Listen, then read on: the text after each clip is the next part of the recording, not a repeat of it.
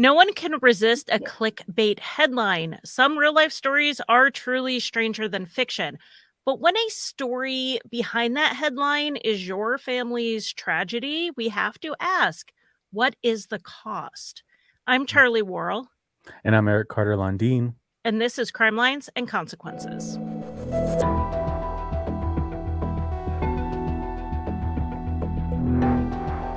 Welcome to our new episode of Crime Lines and Consequences. I am Charlie Worrell, and joining me is my co-host, but I also want to talk about the person in the bottom box.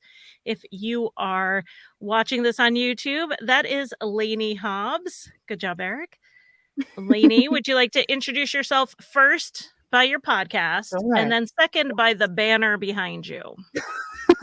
Sure. So, hi, I'm Lainey Hobbs.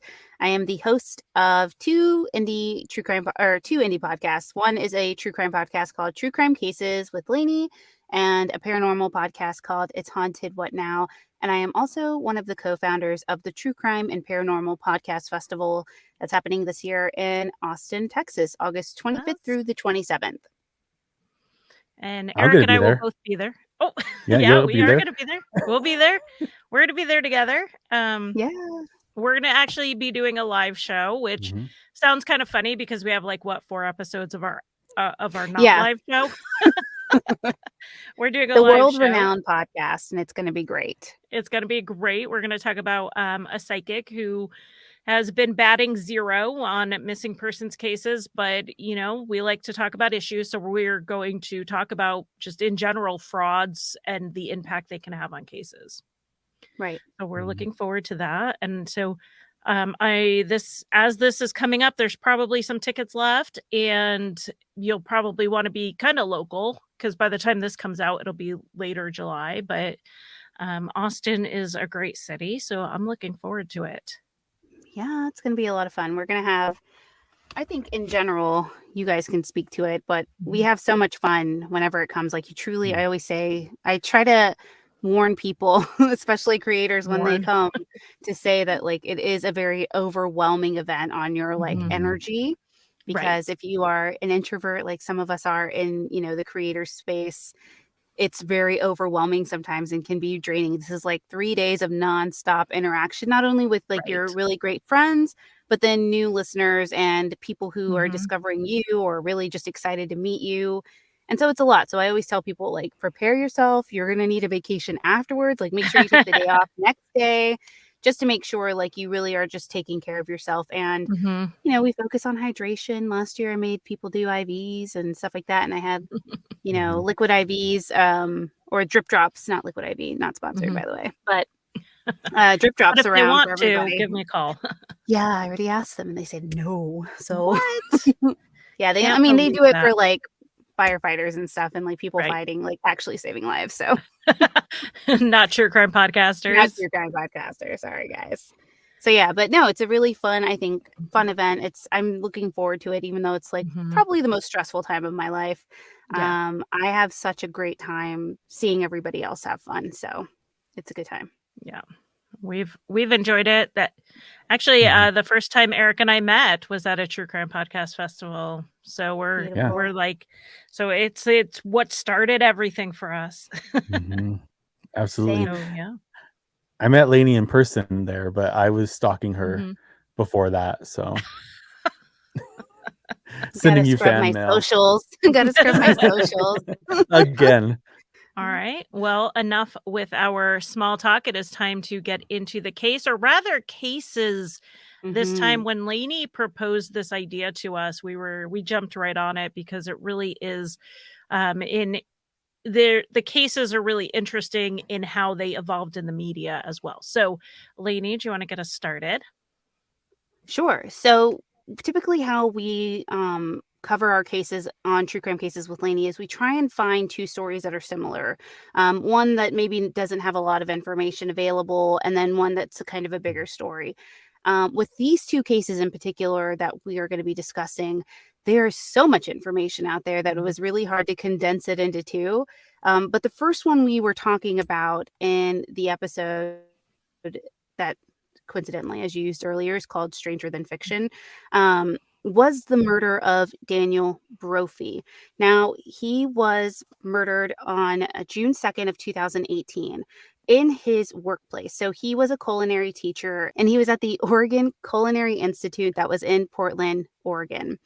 And people noticed because he was just kind of this guy who was always on time, always dependable. He was just one of those guys that stuck to a schedule and always communicated if he was not going to be there for some reason. And so he was supposed to teach a class. He got there fairly early in the morning. He was supposed to teach a class and get ready. And for some reason, nobody could get a hold of him. So somebody ended up walking into the kitchen, and it was actually, well, not somebody, it was several of his students had walked in, and they found his body in the kitchen of the Culinary Institute, and he had passed away because he had been shot twice. And this was just some very random attack, right? Like, he wasn't somebody that you would look at and go, gosh, he probably has a lot of enemies. Like, he lived a very quiet, boring life. Like, he had a bunch of hobbies that weren't like super exciting, but made him happy. Like, I can't just think of a person to mention other than my best friend's dad. He was just that person. Like, golf and watching snooker or whatever on TV were like his things to do in life, and tell you how to like fix your house. So this was kind of like how Daniel Brophy was. He was just very much like, this is what I like to do, this is what I'm going to do, and I move on. He was married to a woman named Nancy Crampton Brophy, and she likened herself a little bit of a writer. She sure did. She wrote she sure did. She wrote a lot of books that were like murder mystery type of novels. Mostly with like a romance spin on them, right? Yes. I don't even know a book to align it with, honestly. I tried to read one. Yeah. Not for me. Well. Not for me. I'm not gonna like, if anyone here's a Nancy Brophy stan, sorry, but it wasn't for me. Yes. So, Nancy is quickly kind of pinpointed as the suspect in this case. It kind of happens very quickly because she's seen on surveillance footage driving past the crime scene, essentially like during the time he's shot, right? Like, they're like, oh, you're around this area coincidentally. And she's like, yeah, so weird. I was just, driving around. Forgot to mention that to the police in my first statement. Yes. Sorry. So she's like, I walked the dogs, had a shower, no big deal. But they see her, like, again, driving out of the culinary school. And it was like this really short, like 15-minute window where she was like, oh, yeah, I totally forgot. I was there. My bad. I went to go get coffee, and I was just like so stressed out from everything that like I didn't even think about it. And you're just like, oh, okay, this is where it kind of starts to fall apart for her. So they do some, searches, and FYI, guys, like, still remember, this is like 2020. So this isn't even like 30 years ago or 15 years ago where you have the excuse of like, oh, I didn't know they could find that in my search history. Like, this is all very recent type of things. And so in her search history, she has things about different guns. Like, I think it's a Build-A-Gun set, which I did not know they existed until I literally was researching this episode. I was like, what are you talking about, Build-A-Gun? Yeah, like, she was like ordering parts, but then couldn't figure out how to put it together when she finally got it, which maybe they don't come with manuals. I don't know, but mail ordering something traceable right before your husband gets shot while you're on CCTV driving by the place. I mean, it really added up fast. But she ended up getting other guns too, didn't she? She did. Yeah, she got like a Glock or something, and she had purchased like a pistol, I think, on eBay, which, again, didn't know you could do that. I thought like buying guns online was illegal, but I don't exercise my Second Amendment as often, I guess, as I should, being in Texas. But she did. She was going around buying, like different parts of a gun to put together. And she really just didn't know what to do. This was really kind of a fumble on her end, because I think all signs would have pointed to her anyways, given the background into the financial issues that they were having. So Daniel wanted to retire. Like, he was excited to retire and like spend time doing whatever it is that he loved doing, which included so many things. Like, he truly did have like a number of hobbies. They're innumerable. But Nancy, she liked a certain lifestyle. She loved to shop. She wanted to travel. She wanted to do all these things. And she really felt like her books and everything else in her life should have been doing much better than they actually were. So having she read ended up part taking. of that book, no, You don't know how? her expectations were a little high. However, as someone who also likes to shop and travel, I do recognize that in Yeah, common. real with her. recognize real, right? Yeah, Like, same exactly. thing. But here's the thing, is that we both work very hard to be able to Mhm. do those things. And we Right. also have really great providers in our husbands, Mhm. because shout out to the Lars and the Brutts and the K-lines of the world who are just like making our, sugar baby dreams come true without all the unfortunate things that go along with being a sugar baby. We'll talk about that in the next episode. I'm just kidding. That's the after show. Yeah, right. That's the after show. Join us. Sponsored by Betty's Booze. So she also got some life insurance policies on him. I think the total was around, several life insurance policies on him. The total she got was like 1.5. I think I should probably look at my notes better, but I think it was around that range. That's just a lot.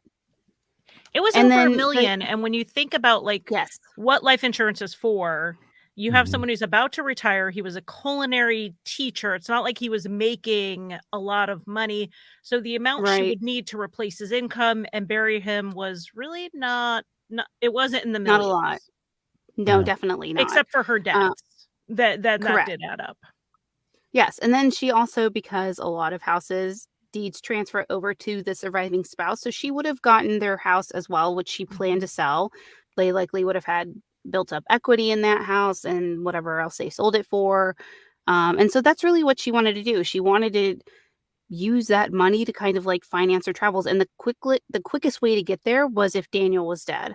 And I thought one of the most peculiar things that I read about there, that I literally had to leave a note for my production assistant, because they helped in the research of this, was that they said that their love was like collaborative. They said that the couple could attest to their strong collaborative relationship. And I was like, I don't ever want my like romantic relationship to be described as collaborative.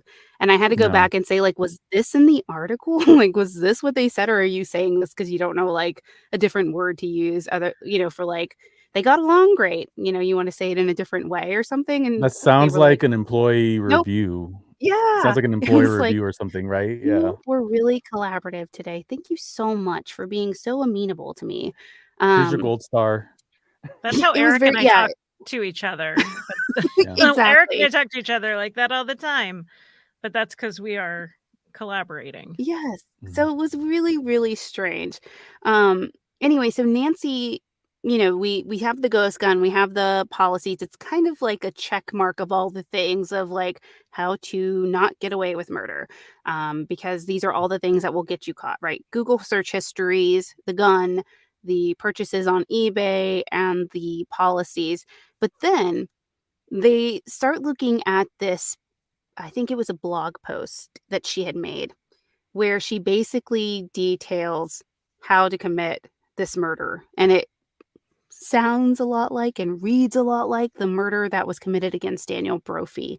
And the information wasn't initially allowed in court. They didn't allow it because they saw it to be too prejudicial. So, no surprise, Nancy was found guilty of the murder of Daniel Brophy. Now, they considered it to be second degree instead of first degree murder. But either way, she received a life sentence. And she was just convicted last year, almost a year ago, or over a year ago. She was convicted and sentenced in June of 2022. And so the reason this was a story that became clickbait is that essay, which I Correct. tried to find it in full online. Apparently it's been taken down, but like excerpts of it are out there. And it's basically, Mhm. it's called How to Kill Your Husband. And if you write an article called How to Kill Your Husband and then you get arrested for killing your husband, you're going to become clickbait. But then what is that saying about Daniel Brophy? Like that, like he is kind of a footnote in his own murder. Like it's about his killer, and Mhm. it's not even her. It's about this essay she wrote. And now I see that Right. title. I mean, I'm clicking on it. It's working. But also when you get to these articles, Daniel Brophy's name shouldn't be buried in there. Like his Yeah. story shouldn't be the footnote. I think Yes. too that that's like a huge opportunity when we look at true crime in general, and when people are creating titles and thumbnails for their true crime shows. I think that I get it. I get the desire to want people to click on your episode, to listen to it, to hear it. But at the same time, like, it's totally discounting the story and the life of the person who was lost. And I think that it's not just true crime, it's also the media. The media is probably one of the biggest perpetrators of this kind of, conversation. I think some outlets have gotten better, but it's just something that's really, as a family member who's fighting for justice, it's really tough, a tough pill to swallow, to see that, his life becomes kind of trivialized because of the actions of the person who killed him, and then she gets kind of elevated into this spotlight. I just don't think Mhm. it's fair at all. Yeah. I would agree. And I mean, you're right. We see this all the time, which is part of what we're trying to change, right? As I think the Mhm, three creators, we can speak for ourselves, but we all kind of align with that in terms of the responsibility we feel we have when Mhm. we're covering cases like this. We're not referring to people as like characters, really Mhm. minimalizing somebody's life in a way that sounds like I found this in this book. And look at this. It's just like checking out another book at the library. That's not exactly what we're doing. Like these are people's, mhm, real lives and sometimes the worst day of their lives. And Mhm. it just compounds on that. So I think as creators, especially if we have new creators listening or people who are considering and wanting to join, the true crime community as a creator, a content creator, they really, should take that upon themselves and do a check-in and say, like, am I capable of making these changes? Like, am Mhm. I willing to not be so gratuitous in details that don't serve any purpose other than to be grotesque, Mhm. really. Because we know that there are shows out there that do that. They probably have like a bunch of listeners because there are people who just enjoy listening to those things. Like Mhm. we're not erasing that content. That content exists, and there's people who will cover it. You know, cases like that.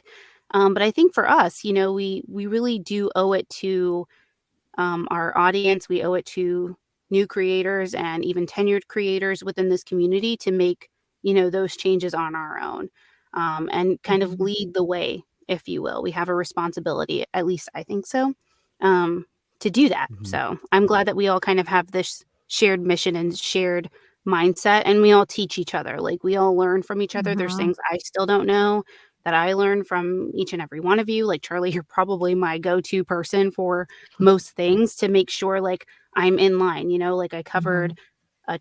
a um a trans case recently. Mhm. And I say recently, like truly within the last 2-3 years because they were intimidating cases for me because I get so nervous to make sure like I don't want to offend a community. I want to make sure I'm doing my due diligence.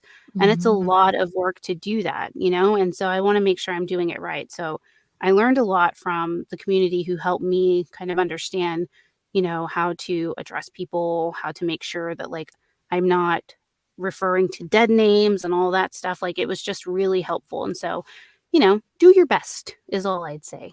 Mhm. Mr. Rogers did a little bit. I do want to say that I have seen clever titles that are not clickbait.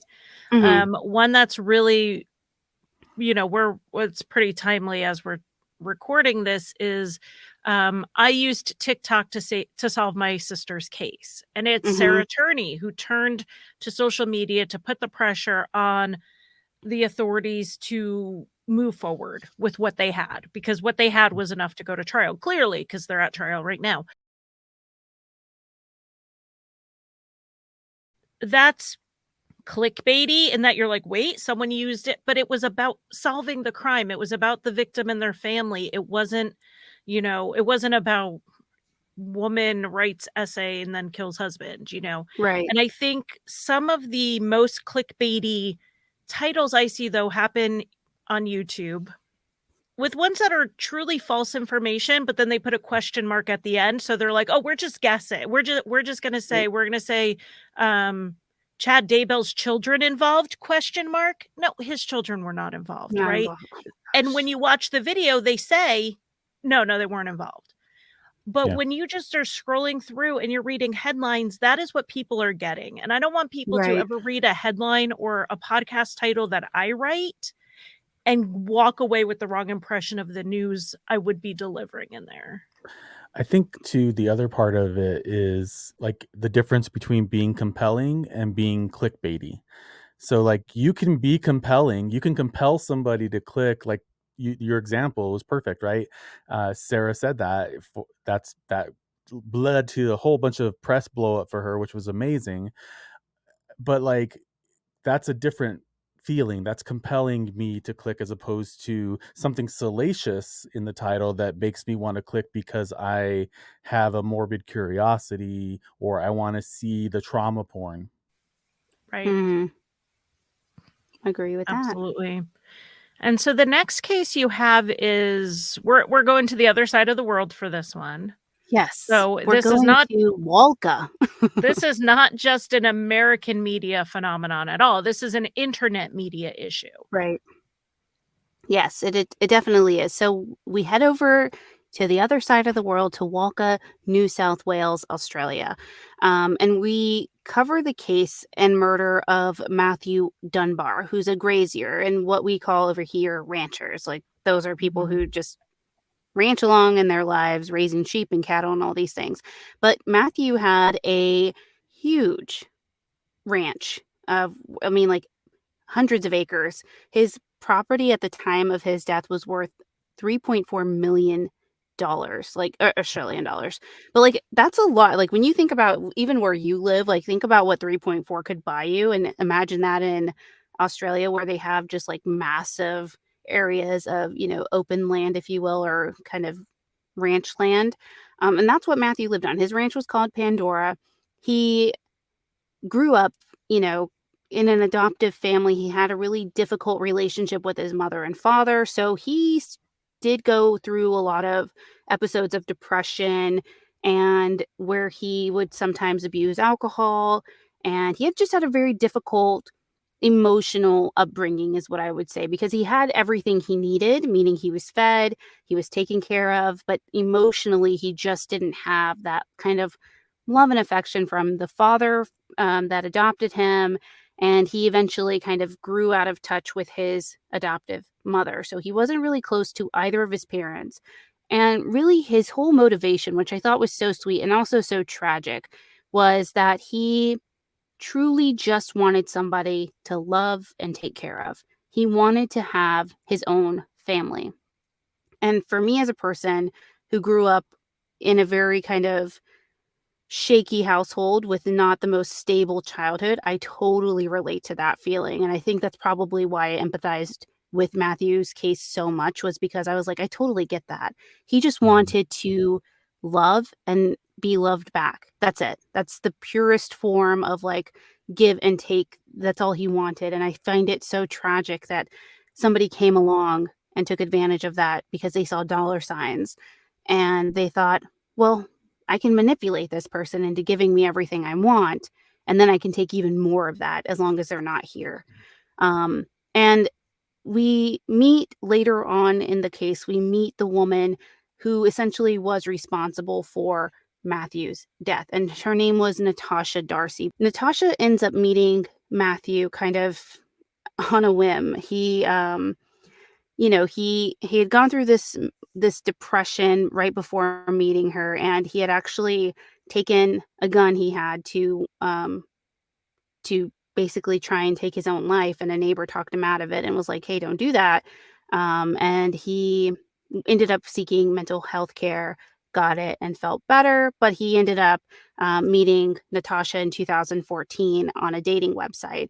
And so you kind of see this happening too, right? Like these internet dating sites where these people are meeting each other, and they present themselves obviously in the best form that seems most attractive, but then when you meet them, you're like, oh my God. I don't know if you've ever had an online dating experience. Charlie, I know you have not.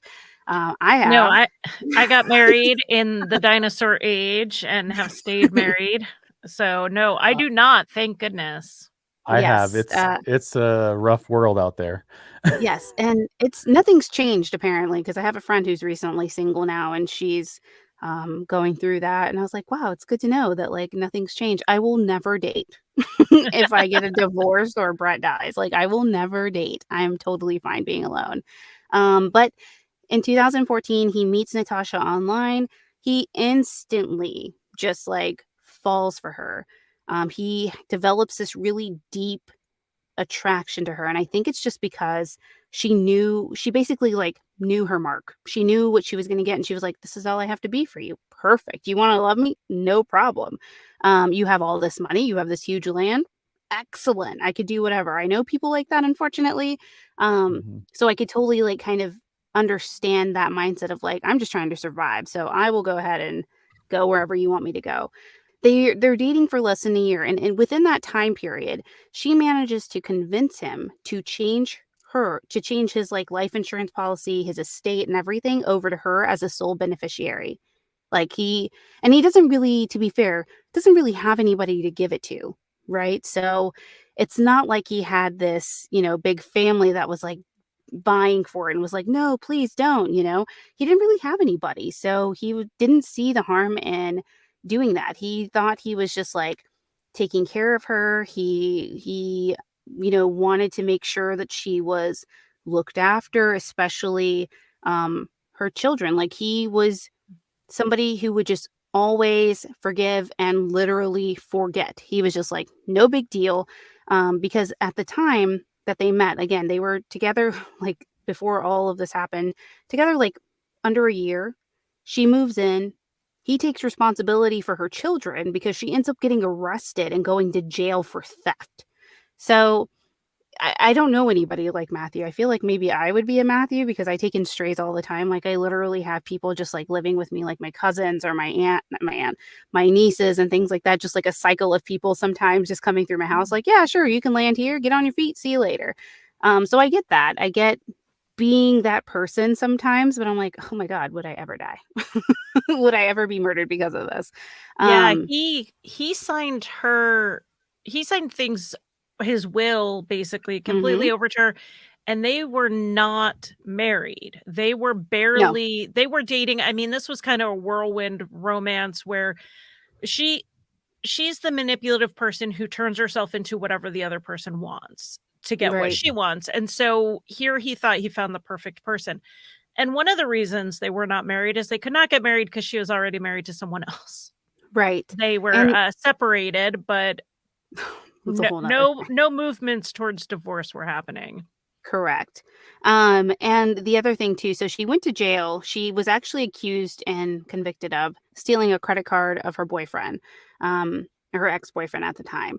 And the way that she thought that she could get those charges against her drop was if she kind of went back and accused him of assaulting her and beating her up to say like, "Oh, I'm going to say you did this to me if you don't drop these charges." Didn't work obviously because she still got convicted, but it just demonstrates like how far she's willing to go to kind of get what she wants. And she went pretty far.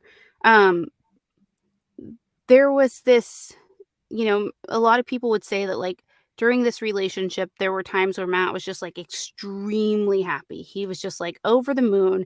He was happy to have this like little nuclear family living in his estate. And he was happy to provide for the children, happy to provide for Natasha, and thought everything was, like going great. Then this one incident happens again where he has this depressive episode and he wants to kind of just end his life. And he sends a text message to Natasha to basically say, like, I'm leaving the house, I'm doing this, I'm planning on killing myself, basically. And she says, what do you want for dinner? Like, go and pick up food for us. Like, completely dismisses his cry for help, essentially, right? Because when somebody tells you that, you're not like, gosh, I'm hungry. I wonder what you guys are going to eat tonight. She literally is just like, can you go pick up something for dinner? Because we're hungry. Like, cool, you want to kill yourself, but we're starving over here. So feed us first before you do any of that. That's basically like how she approached that situation. Um, and his next door neighbor, again, same guy who did it before, went to him and was like, hey, you need to like take care of yourself. Like you can't keep going like this and not, get the help that you need. And so he basically went to the house and took all of Matt's guns from there so that he would, I mean, like he did the right thing. He was like, I want to do my part to make sure I know you have these guns, so I'm going to take them. And that's what he did. He took all of the guns from Matt's house and took them to his own house. And that was it. It's an interesting dichotomy to see like this person who is supposed to be his, soon to be fiance or wife or whatever, like obviously doesn't care. And then you see this, what I would probably consider to be maybe somewhat of an acquaintance who does the right things. There's a right way and a wrong way to handle something, right? Like there's a give and take. Like you can't be so callous of a person. I guess you can be, but you should not be that callous of a person. So he goes, he does end up getting help, right? Like he does go to a mental health facility, checks himself in to kind of address the depression. We'll find out later, right, that this depression is definitely fueled by Natasha. Like she is constantly just degrading him via text message, in person. She's just being very unkind and kind of poking those points where he's most insecure. And she's also kind of preventing him from contacting his former girlfriend who he was close with and friends with. Like he was amicable with her and he was friends with her. And he ends up contacting his former girlfriend on Facebook and basically tells her like, hey, I can't ever talk to you again. Like I can't ever have any contact with you because Natasha will leave me if this happens. And so she isolates him, a person who's already isolated. He lives on a huge acreage and he doesn't have a lot of friends. And so she basically eliminates the people that are close to him that he cares about and that care about him. And this is also happening at the same time that she's going around telling people how depressed he is, how much he said he wants to kill himself, and, kind of planting these seeds to say, like, oh, he's doing this. Oh, he's worried about this. But there were so many differing reports out there from his own physician, from his friends, that he still had contact with that said he was just like the happiest he's ever been. He was in a jovial mood. Mhm. So that made what happened on August 1st just jarring to them because he ends up going, he had just seen a doctor the day before and the doctor was like, oh, he was doing great. Like he was fine. There was nothing of note. And I know with cases where people do end up taking their life, there isn't like a clear sign that somebody is going to do something, right? That it's extremely preventable.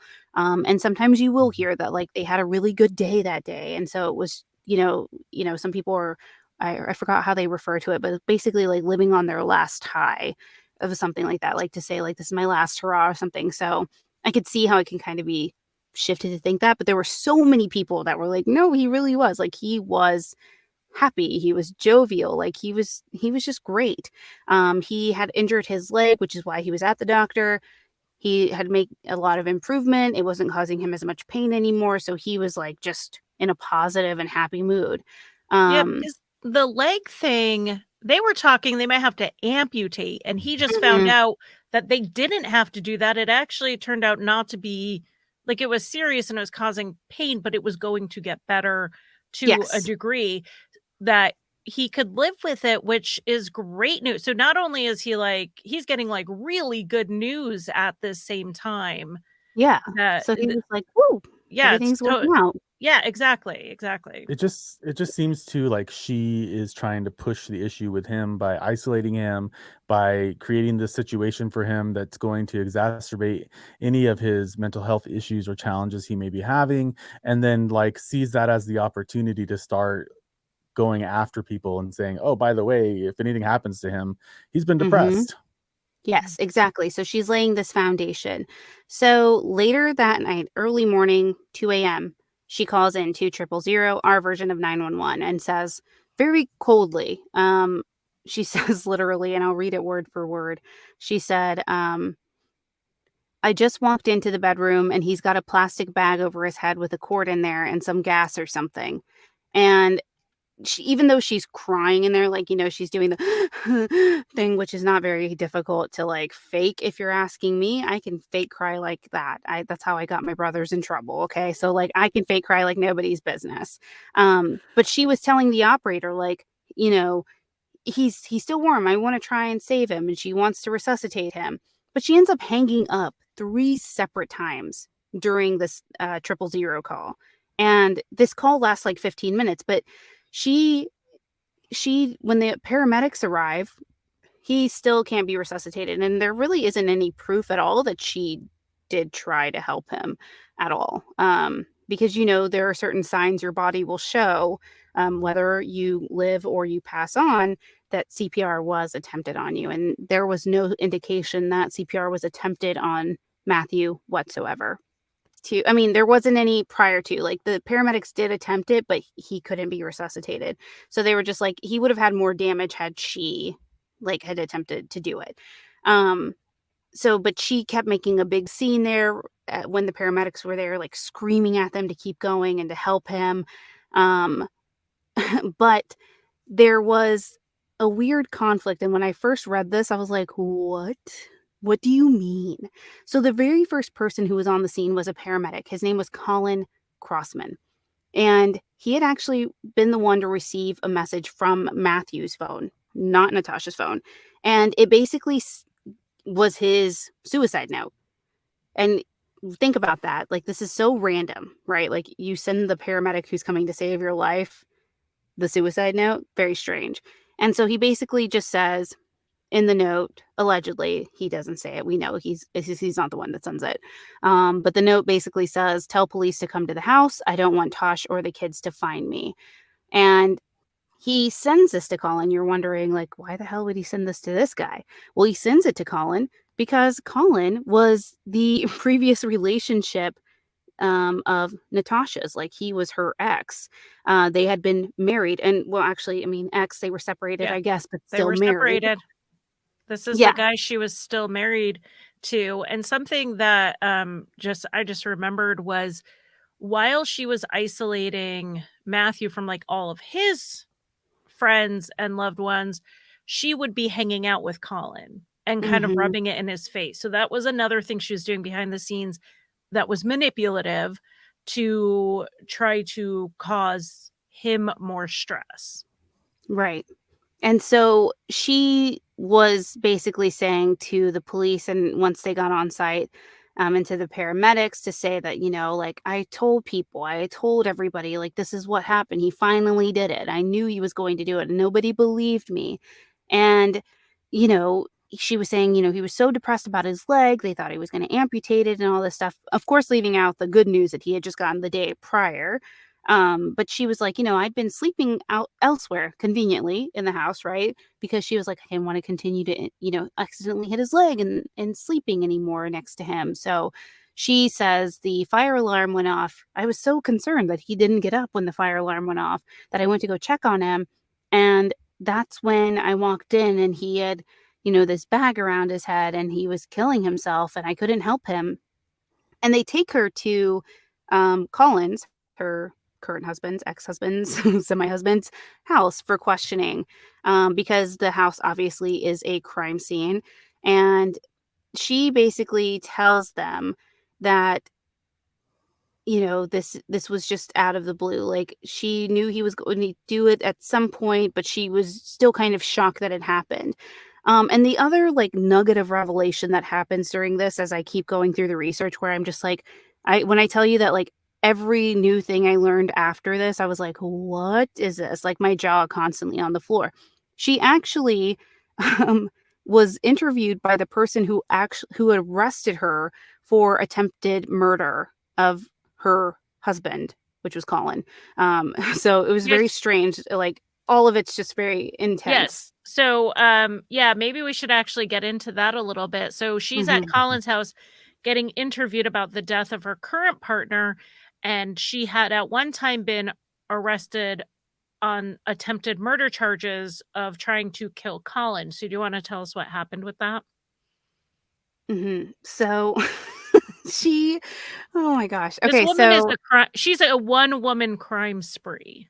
she really is. And she covers the gambit of crimes, right? Like theft, Mhm. murder, attempted murder, and Arson. poisoning, arson, everything, right? So she basically she has 2 incidents, I think, with Colin.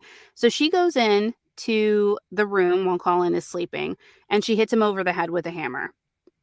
And this was literally days after she goes, "Hey, Colin, how hard do you have to hit somebody over the head with a hammer to kill them? Like, what would you to like or do some significant damage?" And he basically was like, explained to her like, "Oh, significant amount of force would need to be um pushed on the victim, if you will." And so she decided to test it out. Thankfully, Colin survived that attack, and he woke up with a head injury that they then later blamed on an intruder instead of on his wife. And so she was like, "Well, dang, that didn't work." And if you're Colin, I would not be living with you anymore. I'd be like, "I gotta go. You just tried to kill me. We're done." Mhm. But she then, a couple days after that, she gives him, she feeds him dinner. First of all, never in my life would I eat anything you made me after you literally tried to kill me with a hammer. But she basically like gives him some food that's laced with sedatives. She took she and so of course it kind of knocks him out because he's a very trusting fellow, apparently ate the food and it knocks him out. And then she's like, "Gosh, what can I do to make sure this really goes through?" And she decides to then set fire to their home.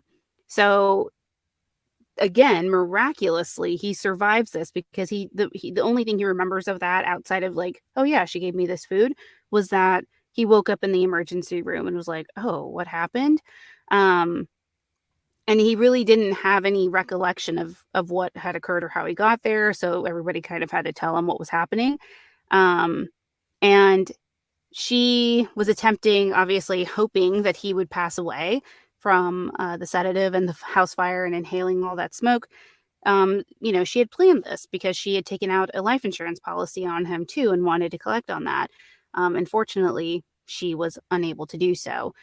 So she ends up being charged with attempted murder.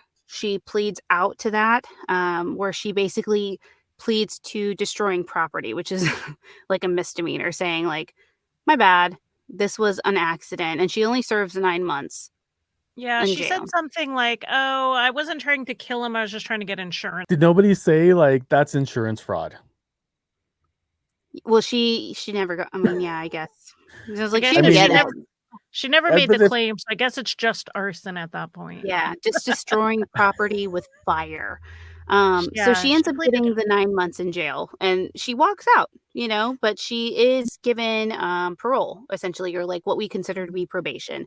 And when she commits that theft charge, that's why she ends up going to jail. Not really because of the theft charge, it's because she violated her parole. And so that's why she ends up going to jail for like, I think, another year or so. And ultimately, I think I put in the script, I was like, talk about having the wrong wife. Like, ouch. Like, this is the one where you were like, nope, I definitely made a mistake with that one. That was definitely the wrong choice. Um, and then she meets Matthew right after all of that happens. And so she just kind of continues. She sees her next target. It's a little bit bigger and more lucrative than, her paramedic husband. So I get the appeal Matthew Dunbar had to her. He was alone. He needed, attention and affection, and he wanted to bestow that on somebody else. Um, but the other thing we learn in all of this, right, is that she was at the time being monitored by the local police because she had gone to a veterinarian, like a big animal veterinarian, right? And asked about like horse tranquilizers and sedatives. And she's like, "Why do you need that?" Or goat sedatives, I think. Um, and they were like, why do you need that? And she was like, "Oh, Matthew needs it because he's going to do something with like the sheep or something."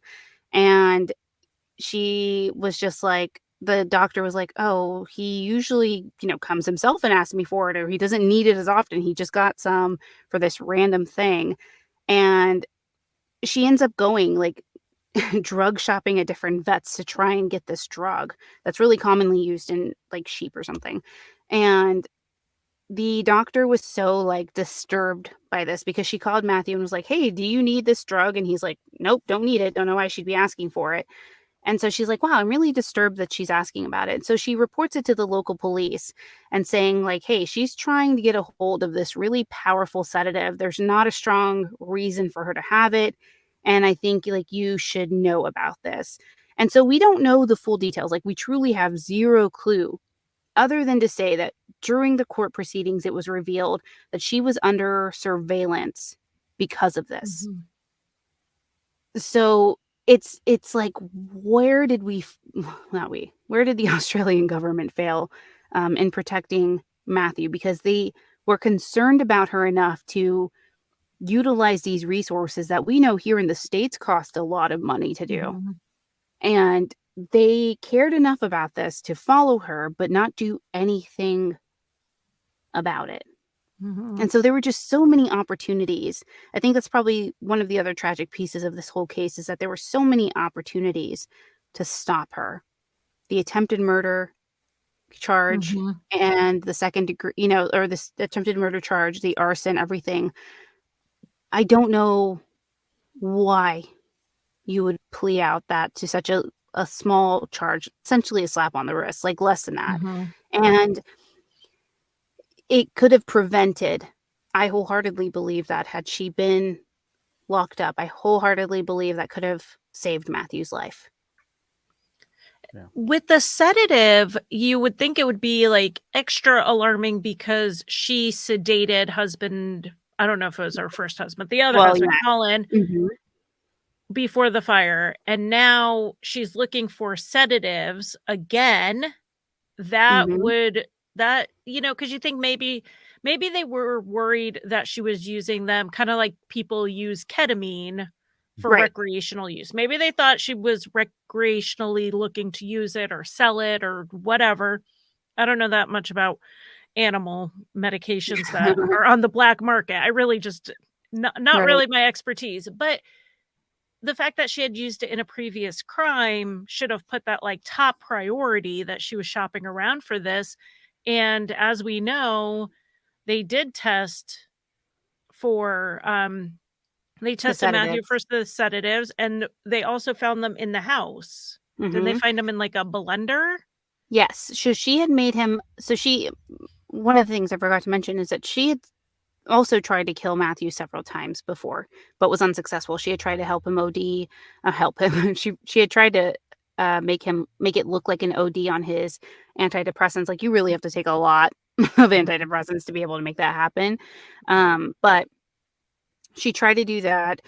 She tried several times to like just kind of bully him into it, like bully him into Mhm. doing it himself, with, the text messages. They were just really disgusting for somebody who's supposed to love somebody. It really reminds me of the Conrad Roy case where, it was just kind of these implications of saying like, Mhm. be brave, like finally do it already. Like you've said it so many times. Why don't you just do it now? And you're like, how stupid are you as a person to do Yeah, something like that? So she made a comment to him about how high the rafters were in the barn as far as hanging himself, like, Mhm. she was yeah, really like you could not do it there. yeah, not subtly planting seeds. Yes. She was doing things to cause him stress and to upset Yes. him, to try to push him, and then also giving him ideas. Like, it was Correct. disgusting.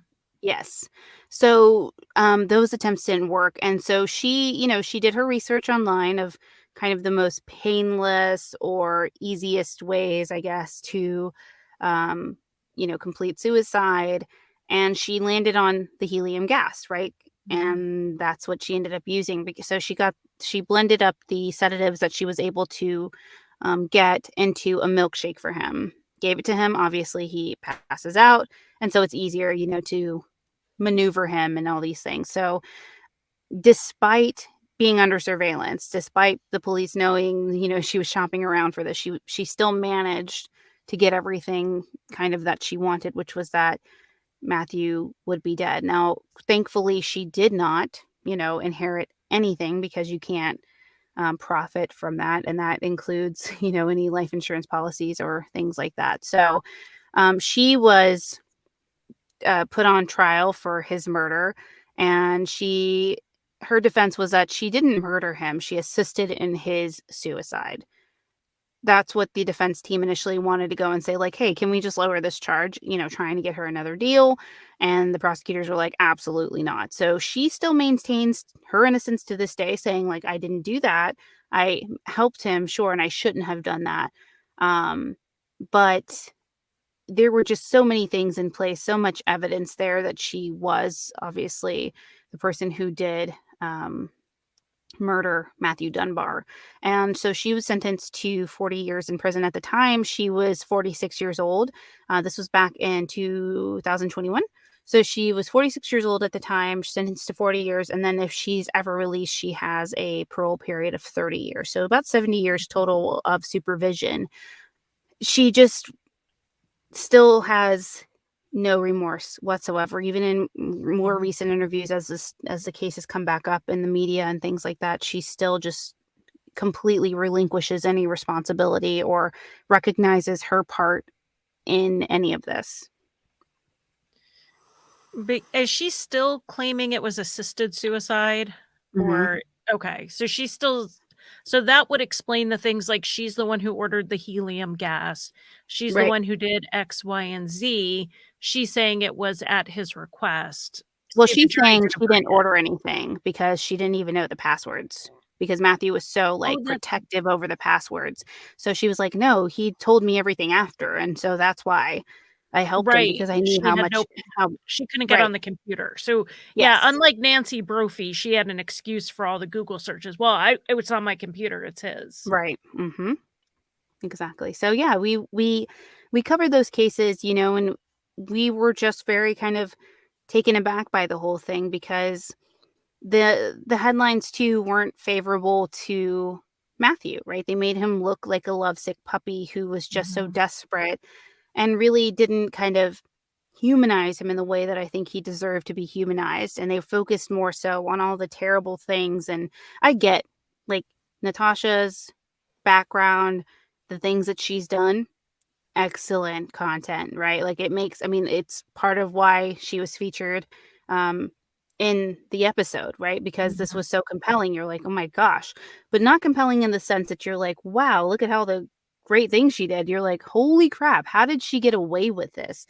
Like, poor Matthew. That's really what I thought the whole thing is, like, this could have been prevented. And I just felt really bad for Matthew. And, at the end of it, he still never got what he wanted. He still didn't have a family. And I think he realized that kind of towards the end, that this was just not it. And I think there's some mention of it in the show that, he was getting tired, and he was like, yeah, this just isn't going to work, and ready to move on. And I think she knew that. And so kind of escalated her plan rather quickly to make sure that she got everything, because even in the beginning of their relationship, she guilted him in a way that manipulators do, right? That narcissists do, and basically, like, gaslighting you to do what they want and say, like, oh, you really don't love me. It's fine. Don't change the beneficiary. Like, you promised you would, but I guess you don't care. And so he's like, well, no, I want you to stay. So of course I'll change. It's no big deal. I'll call the attorney tomorrow. Things like that. So it was just really unfortunate, but very compelling cases on both ends to see kind of the difference of, you have one person, again, Nancy Brophy still maintains her innocence, that she didn't do it.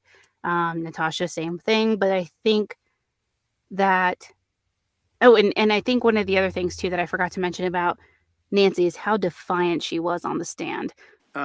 Being familiar with this building, you knew there were no cameras in the building, right? That just never came up in the conversation. I wouldn't have told you if there were cameras in the building or not. You don't recall telling anybody that you knew there were no cameras in the building? I may have said that because I may have known more 5 years ago than I know more now. Jillian from Court Junkie did a fantastic episode. Court Junkie covers includes all of the trial audio, which is really great and compelling content. So if you don't listen to Court Junkie, you should, although I'm sure you people do. But that was a really great episode, and is partly why I was like, oh, I want to look at that more. Like, I want to deep dive into that more. And hearing how defiant Nancy was on the stand was really like, lady, they got your number. Like, you're not doing yourself any favors. With Nancy Brophy, apparently they turned it into a Lifetime movie, and Mhm. it is called How to Murder Your Husband, which was the name of her essay, but it's subtitled The Nancy Brophy Story.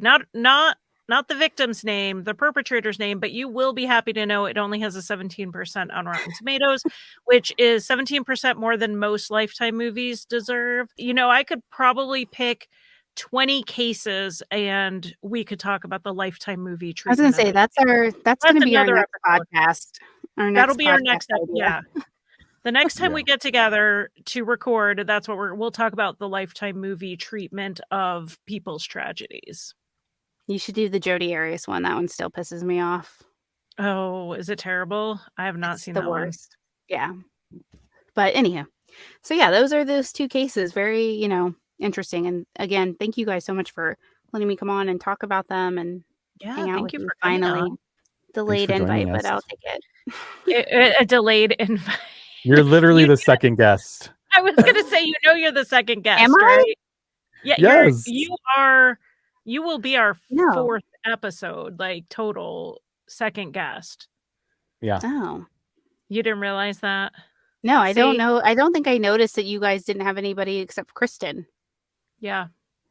Yeah. I've so listened to so- every episode, so that's really strange because I'm like, wait, were you not talking to somebody else besides each other? it's just us. That's how good Just it us. is. Honestly, you guys are doing such a great job with the Oh, thank podcast. I you. love it a lot. And I know that Charlie, you kind of fall in the same boat that I am. I'm like very scripted in my deliveries, right, within my shows. And so it's really Yeah. hard to have these kind of one-on-one engaging conversations and Mhm. keep on track with an outline. That's so difficult. So I want to You give did you great. both of your kudos to Thank doing you. that because it's really, really great. It's both of you are some of my favorite creators. I listen to your shows and I can prove that, right? I'm not one of those fake friends that say I listen to your shows. Like I actually do. Like I'll probably text you or mention in Mhm. our chats and stuff and say like, hey, great last episode and stuff like that because I truly do. Like I want to support you in a way that I can, right? Which is Mhm. hoping and helping you with downloads. Yes, we love But the look, download. I never and just for everybody's awareness, right? I don't go and expect anybody to listen to my show because it's very different. I appreciate the delivery of Charlie and I appreciate Eric's delivery and very different formats in your own individual shows, but I really still do love kind of seeing this together. So I'm really glad you created the show because you're doing such a great job. Thank Well, you. thank We're having for fun. listening. We are having Yeah. fun and talking about some important topics, and we get to hang out with our friends, which is always True. a plus. So thank you so much. And again, just one last shout out to everybody to go listen to True Crime Cases with Lainey and go to the True Crime and Paranormal Podcast Festival. Sorry, it's been True Crime I know. Podcast Festivals for so long. I keep leaving off the paranormal, but we do like having our paranormal podcasters. There is overlap where a lot of these cases are, yes, not Mhm. only do both of you have paranormal shows on top of true crime, a lot of the cases do come from historic true crime cases Right. that also need to be dealt with, in an ethical way and in a compassionate way, but Yeah. in a different way because it is a Yes. different genre and a different form of storytelling. So I'm glad we are getting the two groups together to too. discuss these issues more. You don't really think too, like when people are like, there's ethics in paranormal, Mhm. I'm like, absolutely. Like these are people Yeah. talking about cultures. Like, Yes. that's a different ball game. There are problematic tropes within paranormal when you talk about, Native American burial grounds. Yeah, Mhm. Native Americans buried people. What are you trying to say here? And Yeah. the talking about crimes that happen against enslaved people on plantations, like is that really Yeah. your spooky story to be telling? They do overlap into true crime because we also have true crime tropes that Right. come up. One that I have kind of on my for this show in the next, probably by the end of the year, hopefully, is discussing the trope, the Lolita trope, and where that came from, and how that informs our discussions on grooming. There are some really important issues, and tropes are a big part of that. Oh, I I'm smell excited then. another episode coming. Yeah, I know. I'm Very working on it excited. behind the scenes. So, all right. Well, Awesome. thank you so much for joining us. For sure. And if anyone wants to join the conversation on clickbait, the difference between clickbait and compelling, or just your thoughts on that in general, you can find us on social media. We are on Facebook, Instagram, and on Twitter if you search for Crime Lines and Consequences, or we usually have them in the show notes some of the time. So go ahead and join the conversation online. And we'll see you next time.